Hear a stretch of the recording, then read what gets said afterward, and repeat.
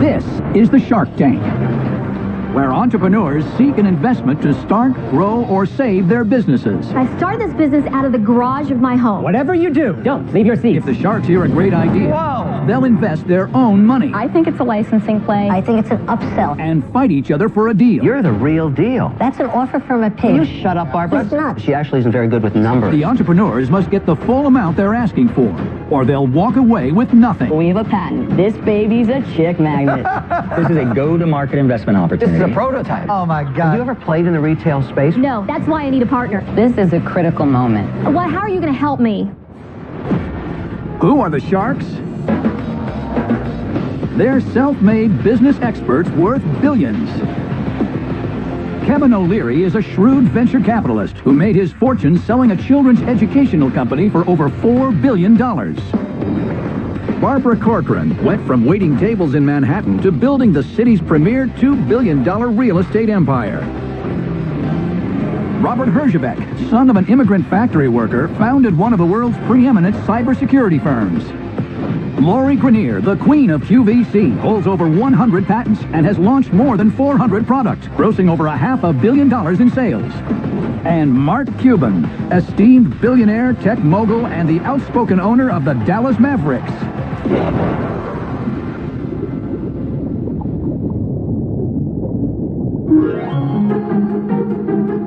I'm Oliver. And I'm Sam. And we're best friends and business partners from Denver, Colorado. We're high school freshmen, but we've been friends since preschool. Sam, what do you think about this? I like it. Our moms and dads are entrepreneurs, and they've always encouraged us to think and tinker and invent, and it's just really in our blood.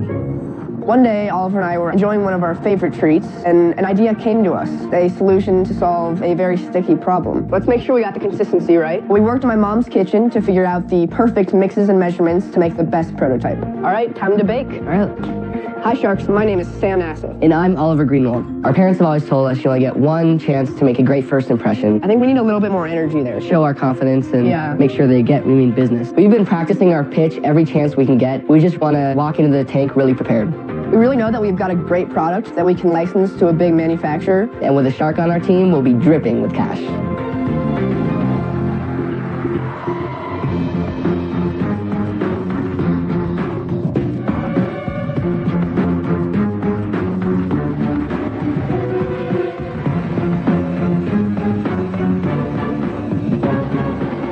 Hi, Sharks. My name is Sam Nassif. And I'm Oliver Greenwald. We're both from Denver, Colorado, and our company is The Drip Drop. We're seeking $50,000 in exchange for 20% of our company. Sharks. Everyone loves eating ice cream. But there's a universal problem. When ice cream melts down the side of a cone, you get messy drips all over your hands and clothes, and you have to waste tons of napkins wiping it up. We knew there had to be a better way. That's why we created the Drip Drop. The Drip Drop is an edible, useful, and environmentally friendly add-on to the traditional ice cream cone. It's such a simple solution. Only kids could have invented this. It's an edible ring made of the same ingredients as the cone. You see this? There's a hole in the middle, and you slide it up the ice cream cone like this. It fits perfectly and catches all the drips from your melting ice cream. It's that easy. You lick it, eat it, boom. And take your pick from many delicious flavors such as sugar cone. A classic. Or chocolate covered. Tasty. Sharks, we need your money and advice to help get the Drip Drop in every ice cream store and every mouth in the world. Now don't worry, Mr. Wonderful. No one's gonna steal our cool new product. Because it's securely patented. Yeah. That's right. We may not have driver's licenses, but we have a patent. This baby's a chick magnet. That's awesome. Yeah, that's good. The Drip Drop is simple. It solves a real problem. It's environmentally friendly. It's patented, and it sure is catchy. But dude, come on. We can do better than that. Let me try. I scream drip. We scream drop. And now, Sharks, you can scream for the Drip Drop. So who wants some ice cream? We've got all your favorite flavors. Bring it. Nice job. Very well done, guys.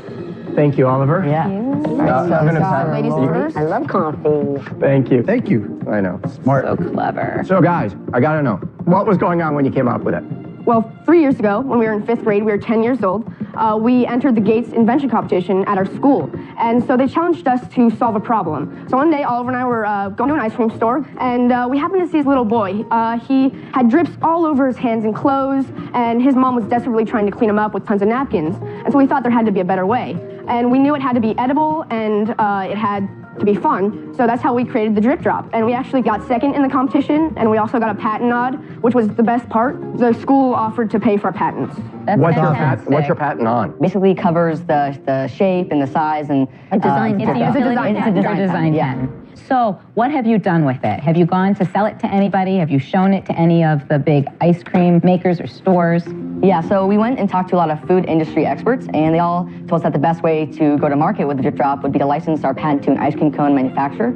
And this reason is because the ice cream cone manufacturers already have the customers, already have the ice cream store connections, and already make products with the same You're smart ingredients. guys. Thank you. Thank you. So would you go see any people? So our parents always tell us that you only get one chance to make a great first impression, which is why we want to create the strongest pitch to an ice cream cone manufacturer, which is sort of why we need you, Sharks, to open a couple doors and negotiate a meeting. So how do you guys make your prototypes, your samples? Yeah, so that was actually one of our biggest challenges along the way, is making the prototypes. So we had to start with a 3D model of our drip drop, and from there we turn that into a silicone mold, which we make homemade batter and pour that into the silicone mold, and then we just pop them in the toaster oven, and out come drip drops. What's it cost you to make it? What are you selling it for? We've estimated that the drip drop will cost the ice cream cone manufacturers about 3.2 cents to make, and then they'll sell that to the ice cream stores for about 10 cents. How much does a cone cost? A cone costs about 5 cents. So, do you think it's a problem that you're almost doubling the price of the cone? Well, no, because I think there's a real need for the kids and their parents, so I think they're going to pay extra quarter for it. And it's also, there's the need for grown-ups who just want an extra cookie treat at the end of their ice cream. So. Yeah, so I would put whipped cream on it, then more sprinkles, and make it even bigger. Chocolate chips. Oh my God, I'm a pig. I would eat it all. Sam, I have a problem here. Your drip drop is dripping like crazy. It's coming off the edge. Like we've said, we're just making these at home as prototypes. So obviously, if we went to a manufacturer, we would make sure that the design is perfect and catches all the tricks. You'd raise the lip a little bit. Yeah, and that's where we want to use some of the money, is to hire a food engineer to sort of help it cinch up on the cone the best and look the best and help the functionality. Well, you know what? I'll give you this credit. You came out here. You're 14 years old. The key is really the patent. Yeah. Because I think it's not something you're going to sell to individual ice cream stores. You have I to disagree. I would take them to the ice cream stores and give it to them initially for free, so they want more. Okay. You know, and So, make Mark, by the time they're 30, they're making money? No. If there's a bunch of people using them and everybody's seeing them, that you start creating demand and you get more feedback and you learn. And then, once they come back for more, you can start charging them. Okay. And then it builds from there. You don't need to make it perfect. Right? You just got to get people using it and learn. Yeah. But while I think it's going to be a great opportunity, it's going to take a lot of time. It's Yeah. going to take a lot of work, particularly with you guys in school.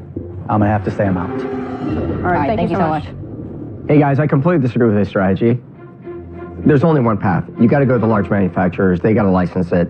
It comes down If to there's a no patent. demand, there's no need for a license. That's not true. That's how you're going to make money. Selling it one ice cream store at a time. I mean, that's a little hobby business. I think you guys are really smart guys. It's very, very clever. Don't sell yourself short about your ability to call those big companies. Okay. Right? I mean, you've gotten it this far. You got on Shark Tank. Yeah. You can pick up the phone and make that call, write an email, and get in front of them. Yeah, I mean, we just want a high-profile shark like you guys just behind our back. It's great to have a shark on your team, but it's too early. Just not for me. Okay. I'm out. Thank you. What's remarkable about this product, it's sort of timeless. In 100 years from now, the ice cream cone will still be the ice cream cone. So maybe the strategy for you guys is to finish high school and then run this ring of ice cream stopping dripping technology, if that's what you want to do by the time you get there. Meanwhile, you still own the patent. That's what's unique about this. The work involved in getting a large manufacturer to take this on is a fair amount of work. I mean, it's even for a shark, they'll return our calls, but we still got to do the work. So while you're in school, I'm working for you, and I paid you $50,000 to do it.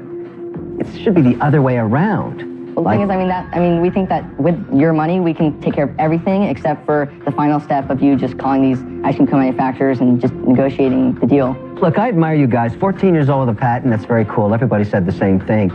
I don't want to take on the work. I've got a full-time job and then some. Guys, I'm sorry, I'm out. But I think I'm going to get Barbara to give you $50,000. I'm not so sure about that.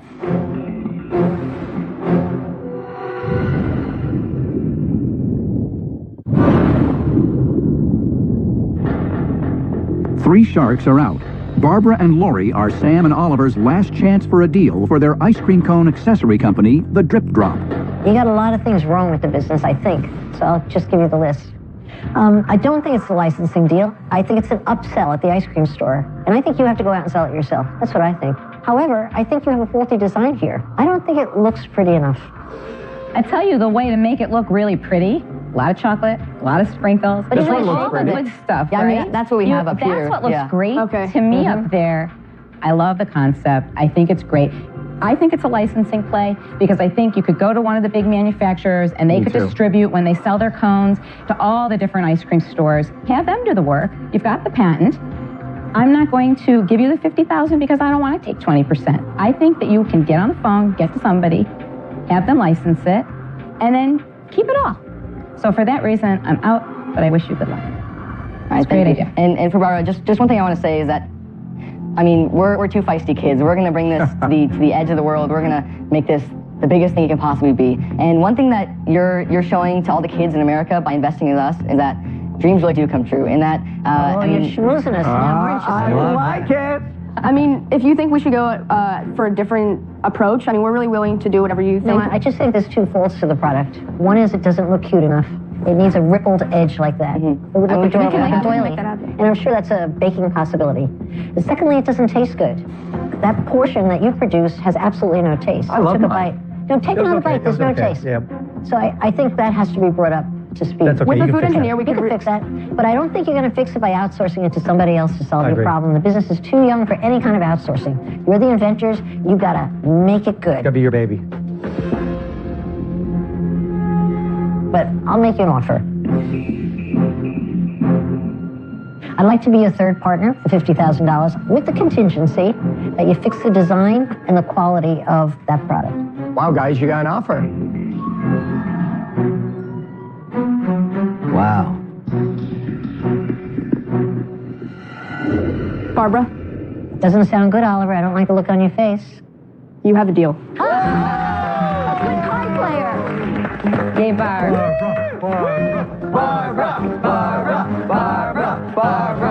I'm going to marry you both when you're 20. Congratulations, guys. Congratulations, guys. Thank you. Go regret it. A deal with the Shark is going to help our school cred enormously. Yeah, I mean, maybe even Barbara will pay us a visit to our high school. We'll get a lot of attention from the ladies.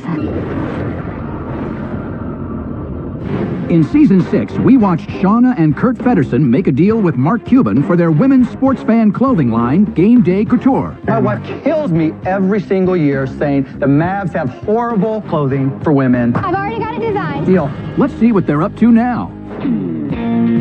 Mark's invited us today to American Airlines Center, and we're so excited to meet with him. What's up, guys? Hey, how's it See going? ya. When Game Day came on the show, the timing was great because my wife had been killing me about there not being any great women's Mavs attire. Ta-da! Wow. Looks great, doesn't it? Awesome. It looks so great. So I gave them a contingency. My wife had to love the product, and they absolutely killed it.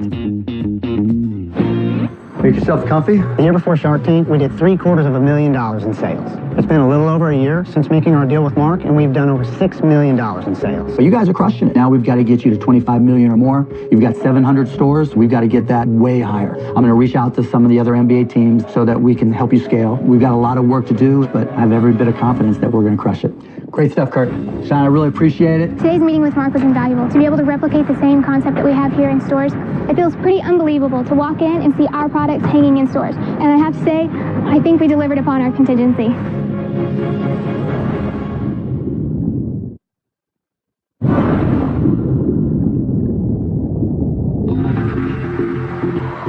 Next up are entrepreneurs who believe they have a lucrative spectacle for the Sharks.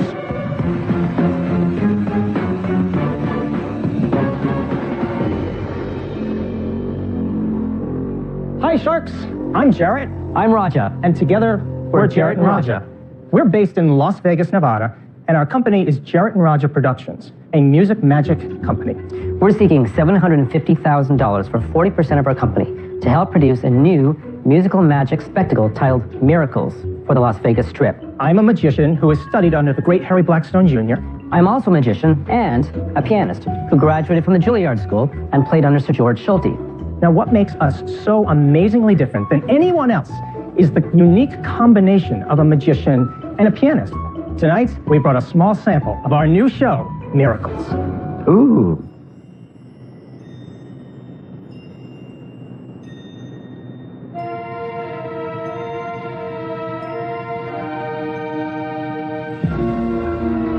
Lori, we have 6 different colored handkerchiefs. Pick a number between 1 and 6. 3. 1, 2, 3. The red handkerchief. Thank you.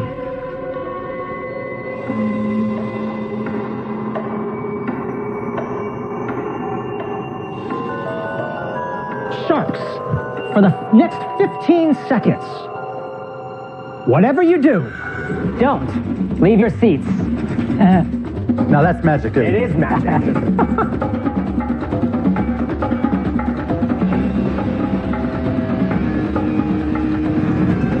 Whoa! Oh my God. Go! Oh! Wow. Weird.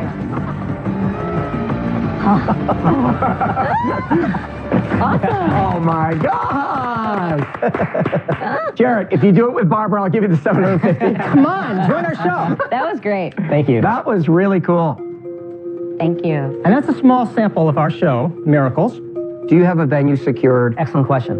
In Las Vegas, the casinos now rent you the showroom. It is no longer the days of paying you a salary, a fee. They're the landlord. It is up to the headliner to come in with a full team, do the marketing, advertising, everything to put butts in seats. Everything. So that's why we are here today. So basically, the risk is that it sucks and nobody comes and I lose $750,000. It doesn't have to suck. No. I mean, Your it risk could is be. that your show could actually be a big success, but your costs go out of hand. Correct. And you have to put more money into it. There's been lots of shows that did very well in Vegas, but the costs went boom. What you're saying is true. But Do you have a venue? I'm curious. yeah, we're in discussions with the venue right now. But you need to come fully funded before you come to them. We are in discussions, and the president of the hotel is interested, which is wonderful. We have As an long as you opportunity. pay the rent. As long as you pay the rent. Exactly. How many does the room seat? Generally, it seats 1,600, this particular theater. How much can we get per ticket? Tickets are $59.95 general admission. How many shows a day? 1 show a day. What? Why can't you guys do 2 shows Oh, a we day? can't. Because it's hard to do. It's up to if the property wants it or not. Okay, you drink a lot of coffee and do 3 shows a day. Well, but they You can't also sell that have many to tickets. fill it 3 times You can't a sell day. that many tickets. You don't want to have an empty room. How many other magic acts are there in Vegas right now? There are 11 other magic acts. From what I understand, in the last 12 months, the average age of people going to Vegas has gone down. The most popular venue right now is the nightclubs and the beach clubs. Right. So it's a younger demographic going to Vegas, which is part of the reason why the casinos are not willing to invest in shows, because they're not drawing in the people like they used to. How are you going to get people to come in? Well, that's marketing. You know, it's the power of the billboards and the cab backs and So really... you're going to do it like everybody else does it. That's expensive. Here's the challenge. Great act. Thank you. There's 11 other acts.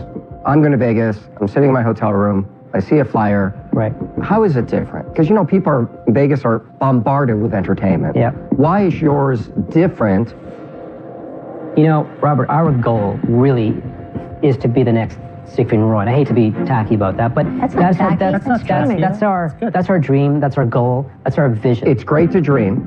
Out of all the new acts launched every year in Vegas, how many are successful and how many fail? That's a good question, Robert. You know, it depends on the genre of the show, the type of the show. It really does. In your performance, you'll see a graph of the I'm different going to say shows. it's pretty low. I'm going to say it's pretty low. It's probably like Broadway shows or any other genre. Yeah, guys, I agree. It's a great show, right? I mean, and obviously you've had success doing it, and now it's time for your big break. That's what you're hoping for, and I get that. But having produced a lot of movies, it's hard to translate great movies into getting people to go to the show. You guys are in the same boat. It's just so difficult to do. Otherwise, you would have already done it. I'm out. It's such a wild bet as to whether you'll succeed or not on the money side. It just seems to me so scary and with very little control. It is. Taking a crapshoot. They have to go out. I'm out. It's a bet. I would feel more comfortable if you had a following or a brand. Now, regarding brand, I want to address that. Las Vegas is a unique market in that people want to go to Vegas and see a show they cannot see anywhere else. But they have 10 other magic shows they can go see. It's virtually impossible to make money the way you're trying to do it. I'm out. Okay. Okay, thanks. Thank you. Guys, I look at risk return, too risky. I'm out. Okay, Kevin, thank you. Okay, Kevin, thank you. Think about this. Why be somewhere where you have so much competition, right? I'm looking at the two of you, and the only thing I'm thinking is you should not be in Vegas. Seriously, I think that you should be in a great major city. Just take the city of Chicago or the city of New York. Right. Tons of hotels and tons of people that live there. I don't think, at least in Chicago, that there's any big illusion shows. No. You should be doing exactly the opposite. You should go into the small town. If they move to Chicago, for $50 will you give ticket. them the money, Lori? I love what you're doing, but I think you're focusing on the wrong market. And for that reason, I'm out. Thank you, guys. Thank you. Thank you, guys. Good luck. All right. Thank you, Good guys. luck, Thank you very guys. much. Thank you. Entertainment is all about risks. We understand that. We know. That's why we're here. It's a risky business. And the risks simply outweighed, the advantages for the Sharks.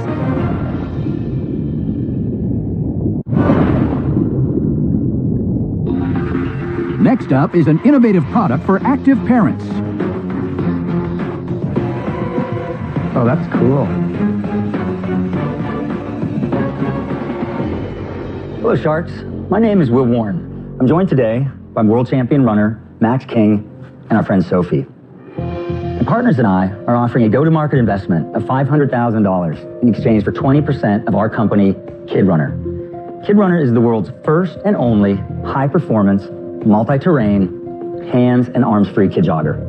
Every year, new parents spend $1 billion on kid strollers and joggers. And instead of getting the fitness, freedom, and performance they loved before having kids, they end up with a heavy, awkward, glorified shopping cart that increases injury and forces them to trade off among the things they love. Kid Runner changes all of that. Kid Runner is safe, comfortable, and has the potential to reduce injury. With Kid Runner, we've won competitive races and we've finished half marathons with our kids. We want parents to have something beautiful, safe, and high performance to run and explore with. And with your help, we will lead the way. Well, can I try? Absolutely, we'd love it. I'm a big runner. I used to run when my kids were little, and I never saw one like this. I saw the one that you push, and it's hard to run with that. It's super hard. Uphills, everything. That was my same experience. My wife and I spent a lot of time Will, together. is that a real running. child? Yeah, this is Sophie. She's 3.5 years old. Can I run with her? Absolutely. Run around.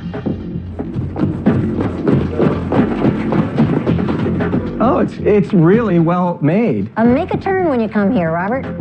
Yeah, go right in front of us. Like, go to the left. Go backwards, Robert. Run, Robert, run. You can carry a box of chocolates in it. One of the things... It's very good. I thought when you stopped that it would push you. Right. I think your child's getting nauseous back there. I'm sorry, Sophie. Many of the comments you guys are making are the things that we've been addressing and have solved. How hard is it for Sophie to get in and out of that? So, let's show you. She looks to me like she's a little bit stomach sick right now. I think you'll be surprised. We put a tremendous amount of R&D into stabilizing the rig as you get running. Good job, So. You want to say bye Unless to somebody everybody? else wants. Bye, Sophie. Here you go. Thank you. Well, every time a child sees Kevin, it's the reaction we get. Let's just look at the market size. Let's assume this is the very best device to run with a child behind you. I'm going to give you that, okay? Now I'm asking myself the marketing problem. I have to find the customer that's a subset of the parents because not everybody wants to run with their child, so it's a subset of that market. So 4 million new kids born in the United States every year. This is just the United States. 400,000 of those parents call themselves runners the day that kid is born. I'll tell you the flaw in that. When I run longer distances, I'd want to see my child. I don't know if I'd want to run a long distance and assume that the kid is okay behind me. First of all, the kid can't fall out because we've met or exceeded all of the ASTM safety standards. Besides 5-point which, harness. the kid would scream right away, I'm sure. You're never going to not know the kid is there. And Robert, while you're running, it's designed so that you can just look back. While you're running with a pram or a stroller in front of you, you can't see your child. How do you get it into the car? So the wheels, quick release wheels off, the top. Show me. So these we bolted in, but they are designed as quick release wheels. Why did you have to bolt them in? Because we wanted to tune this rig so that it was completely on sync, because this is our go-to-market prototype. So you're not selling this yet? This is a prototype. This is a go-to-market investment opportunity. He was clear about that up front. This is a go-to-market investment opportunity for the world's only high-performance kid jogger. What does it cost? So 3-phase go to $750. Oh. Whoa! Whoa! Well, you'd think, but not whoa at all. No, you're right. Who's not telling you whoa? I've seen prams for $2,500. How much money have you guys put into this? So we put in about $73,000. That's all. Okay. And do you have advanced orders on your product? So we've got a sign-up list of over 1,200 people that have told us they want to be first with an opportunity for pre-orders. Kickstarter or Indiegogo? We did do a Kickstarter campaign. And What our was your Kickstarter ask? campaign was organized around building prototypes for our elite and everyday mom and dad ambassador teams. And they run, test, experience our prototypes, our R&D process to solve the remaining 10% of the technical. And how much were you looking for? We were asking for $100,000. How much did you raise? 6,000 to 7,000, but I'll tell you why. Ouch. Only 6 to 7? We were deluged by people saying, I want a kid runner. I don't want to sponsor one of your ambassador athletes. I'm still waiting for you to tell me how I sell $5 million of them. Where we are right now is we've set up retail ambassadors. We have an online B2C site. We have an e-commerce You plugin. love this ambassador thing. The ambassador program has been really important for us, partly to get ahead of some of the questions you guys have been asking, but for us, that was 2 years ago. So we've been asking the questions you guys have been asking for years. Will, why is it taking you years to get to a 95% ready point? Well, it's taken us 3 years because the technical design engineering solutions for this are radically complex. Well, I want to say something. Yeah. This is what I'm really disturbed about. I think you're the type of person who's a careful plotter. So I don't believe that you're the kind of entrepreneur that is really going to get it out there and done finally with a lot of sales. And so I would definitely have to be out. Okay. And for those of you who are potentially still in, I want to disavow everything you just heard, although I appreciate it hearing it. Wow. Yeah, so it is a child sports product. You have to be safe. You have to be careful. And you're going to be saying that forever. But no, we launch our pre-order site in 5 days. This was an R&D project. So 3 years to solve for the first time. Did you take deposits? Safely and high performance. Bill, did you take conveying deposits something. from any of those? So we will ask for a $200 deposit once we launch our pre-order campaign. Right, exactly. See, she is exactly right. It takes nothing for you to set it up and say, you know what, if we don't get it, we'll give you your money back. You got to take orders. Eventually, you got to stop making it perfect. I'm out. Perfection is the enemy of profitability. Now, I get you got to protect kids. You can't have any mistakes there. But Barbara is exactly right. And I have a feeling you were just such a perfectionist in getting this right that it would take 73 years before you actually ship this thing. I'm out. I also agree with Barb, but I'll set that aside. My problem with the product is I feel it's very unengaging for the child. And then the safety aspect. And I'm not a runner, so I could be all wet, but that's just my feeling. I'm out. My biggest problem with this deal is getting the customer. I've lived my whole career in the educational market where we tried to capture kids when they were born and sell to them until they were 7. There has never been a company that solved for it, just ever. It's always been the highest cost, the customer acquisition piece. I think that's going to be a big challenge for you, and for that reason, I'm out. I really appreciate your feedback. Thank you very much. Good luck, guys. Great experience from start to finish. Thank you, guys. Thank you. Appreciate it. Good luck. Good luck. Our commitment to parents and runners is to give them something that they love, that's beautiful, that's high performance, and that's safe. And I think people are going to be really happy that we took the time to get it right. Something happened today that's never happened on Shark Tank. What's that? The 4 of us agreed with Barbara. Whoa!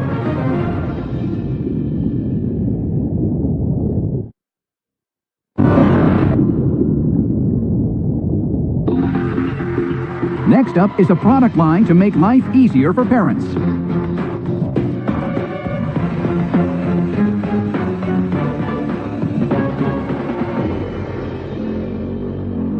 Hello, Sharks. My name's Brenda Lee Feldman, and I'm from Austin, Texas. And I'm here today seeking $400,000 in exchange for a 10% stake in my thriving children's products company, Inchbug. Kids love juice boxes, and parents love the convenience of them. But then there's that accidental juice box squeeze. Kids can't help it. They have to squeeze those juice boxes and pouches. So, in order to save those cute outfits, your furniture, and even the backseat of your car, I have created a solution. My Drinky. My Drinky is a 2-piece adjustable juice box holder, and it comes in 4 colors. It is a no-brainer, no-stainer. So, Sharks, what I brought today is some My Drinky samples, and then I also brought some Orbit labels, which is the first product that I invented, because we're not a one-product company. Thank you. You're welcome. If you want to grab 3 things. Here, I'll give Lori hers. She has a hard time getting Thank you. He's such a gentleman. Here's a baby bottle for you. Thank you. Here you go, Mr. Wonderful. You know what? Is this milk? Real? Yes, it is. It's real milk. How do you get it in? You're going to use these 2 fingers, and you're going to press both nose buttons at the same time. Oh, I see. And pull the top off. Okay, and then? Then you're going to place the juice box into the base. Okay. Place it back down onto the base. It's just a holder. Yes, it's a holder so kids can't squeeze those juice boxes and pouches. What did you expect? What were you doing? Turn it upside down like the straw wasn't going to have... No, most kids will think of that. Yes. So what? And the parents are going to try to stop them. It doesn't stop it from leaking, you know. Yeah, there's no guarantees on leaking, but one thing that's wonderful about this is the fact that it adjusts in height.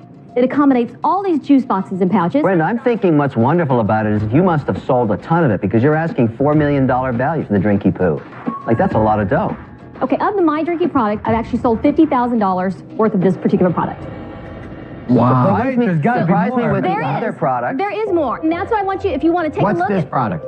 that was my initial invention. 10 years ago, I invented that product. How does it work? And basically what it is, if you look at it closely, it is a label for your baby bottles and sippy cups. Oh, so your product is just this? Yes. So how much of that have you sold? Over the past 10 years, I've sold $15 million. You're kidding. I can't believe that. Why were you even telling us about the Drinky guy? What about the past year? Past year, $2 million. And how did you do it? Distribution, first of all, was out of my home. Okay, but out of my garage. We're trying to figure out how you were selling them. Right. Okay, so we sell them on a website. I'm just curious because Robert's name is actually cut into this. Oh, it is? It's That's not correct. written on. That's right. So do you stamp this out Yes, and then we send personalize them? all of that at our So office. It's personalized. Okay. So let me just kind of give you some history so you understand kind of where I'm coming from. My company is Inchbug, which I created in 2004. So I started this business out of the garage of my home. And I grew it the first year from $150,000 worth in sales to $850,000 the second year. What does one cost? They're actually sold in a package of 4, and they are sold for $12.95. How much does it cost you to make them? How much to make? $1.44. $1.44 you sell as well? Personalized as well. Listen, you're the real deal. What are you selling though? Orbit labels or My Drinky? What I'm offering to you is I'm offering you a portion of my business. So it's everything together? That's correct. Is this tried and true? Do you know if this is working? Yes, it's absolutely working. Only at $50,000, so. That's You it. compare the success of the Orbit labels versus My Drinky. My Drinky's a dog. The labels are where the action is. I don't think this is ever going to be what the Orbit Well, let's label hear is. out, Well, right? let me explain to you why those sales are where they're at. Our manufacturer, it's based here in the U.S., had 2 plants. One plant burned down, but what ended up happening is they start shifting their work, appeasing their larger clients. Okay? So we have had a big issue with just inventory. So Orbit labels, where does it flatline? Okay, so right now we're at $2 million, and we've Per been year? Per year, and that's actually been for the past 4 years.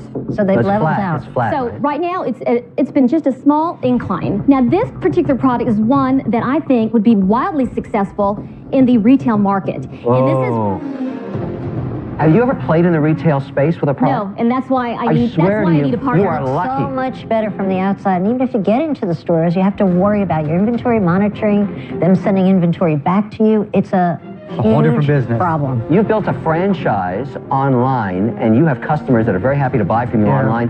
Why mess with retail? I hate Drinky Poo in retail. That sucks.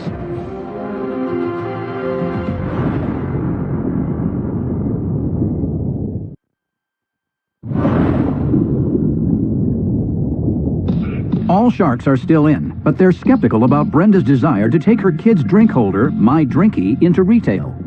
You should just focus on the label. You've built a franchise online, and you have customers that are very happy to buy from you online. Why mess with retail? I hate Drinky Poo in retail. That sucks. I mean, because you have to give half your margin. Who wants that? Okay, we've been in our business for almost 10 years. If you walk into any daycare facility, you'll most likely find one of our labels there. Got it. So we want to capitalize off of that. You can give it a whirl, but to take a lot of inventory, get stuck into stores, if it doesn't work, and maybe get it back, that would be a problem for you. Well, I know there's interest because I am negotiating with a big box store. Yeah, but Brenda, don't forget, people in retail like new things, but it may not sell through. You have $2 million worth of basically recurring revenue. You're living the dream, and the grass is always greener. Retail is hard. I'm out.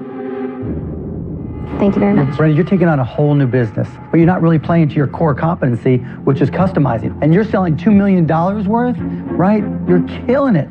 But instead, you're trying to go in this whole new world of retail, which doesn't play to the thing that makes you different and better and has really made you your money. So for those reasons, I'm out. Thank you. Brenda, I think the beauty of a juice box is it's one step. Pop the straw on, end of story. You managed to take a simple process that every mom loves and make it complicated. I would never spend the time opening that up, putting the box in, putting the cap on, then putting the straw on. It defeats the whole purpose. So you're here selling really a waning business with your eye on the wrong ball. And for that reason, I'm out. Well, I do believe there is a future for this product. What I think is, it's like the saying, if it ain't broke, don't fix it. If you've got a winner, don't quit it, don't change it. Just keep going with it until it doesn't work anymore. You're gonna make it. And I wish you the best, but I'm out. Thank you. Appreciate that. Okay, here's my thoughts. Okay. Usually when a company comes into Shark Tank, it's either going to work and you're going to have a huge growth trajectory, or it's going to fail, we're going to lose our money.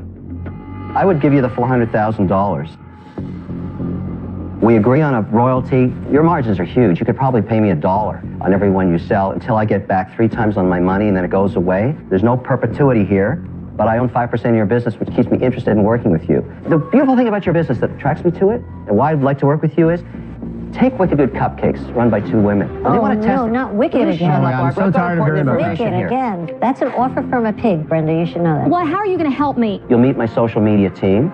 They're amazing. I will put you onto everything we do on television, print, and online. He's asking 3 times. I'm repaying. Brenda, He's listen, nuts. I don't need Barbara to negotiate my deals because she actually isn't very good with numbers. He's a greedy man. Doesn't You know matter. My deal's very fair to you, frankly. But I am negotiating with a big box store. I'm just doing the final you love paperwork. the retail siren. Well, you know, I just want to let you know, I probably there. have about $1 million worth of growth anticipated for next year with Brenda, this product. I'm going to put a contingency on it. I don't want to invest in a business that is going into retail. You have no idea what you're doing. Trust me. You're going to take capital and you're going to tie it up in inventory, and it's going to float for 90 to 100 days before you get it back. And some of this product may not sell. If that's your burning desire and you want to do that, I don't want to invest in you, okay? Well, I feel I'm on the path to it because I'm negotiating. This is a critical moment. He is telling you, I do not see that vision, and if you do it, I'm not going to give you the investment. You know, I feel confident that I can grow this business. What I want to do is grow a wholesale arm of Inchbug. Oh, it's binary. I told you what I want in you and how I can help you. All right, Brenda, you have an offer. What are you going to do? Okay, so I thank you very much for your offer, but I just cannot see myself giving up this opportunity to really exponentially grow my business. Then I have to say it. You're dead to me, Brenda. Thank you. Thank you.